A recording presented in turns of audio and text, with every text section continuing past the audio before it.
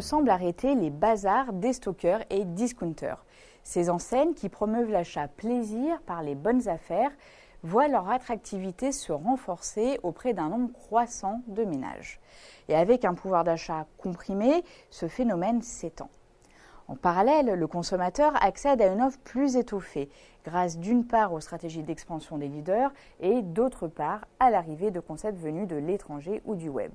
Ce sont quelques-uns des grands constats réalisés dans la dernière étude Xerfi Precepta sur les bazars, déstockeurs et discounters.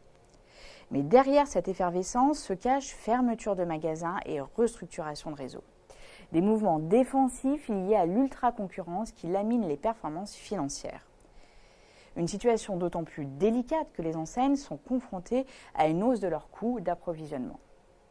Au-delà, un autre modèle semble nécessaire pour les enseignes à petit prix, à la fois pour recréer de la valeur, pour investir le cas échéant dans le e-commerce et enfin pour s'emparer des questions sociales et environnementales. Dans ce contexte, où en sont les acteurs dans l'évolution de leur logique low cost? La crise du pouvoir d'achat profitera-t-elle à tous les profils? Et quelles perspectives anticiper pour ce marché d'ici 2024? Pour répondre à ces questions, les experts de Xerfi ont décrypté les grands leviers de croissance activés par ces enseignes en se basant en particulier sur l'analyse d'études de cas concrets. Mentionnons en particulier l'expansion des réseaux et le maillage territorial, avec des objectifs de croissance ambitieux chez Centracor et la Foire Fouille et un recentrage de Emma sur ses succursales.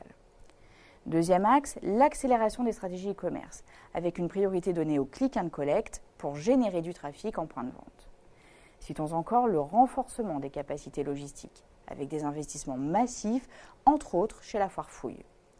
Les acteurs de ce marché investissent également dans la communication, en particulier sur les réseaux sociaux, pour Primark et Kiko Milano, ou via le marketing d'influence chez Jiffy.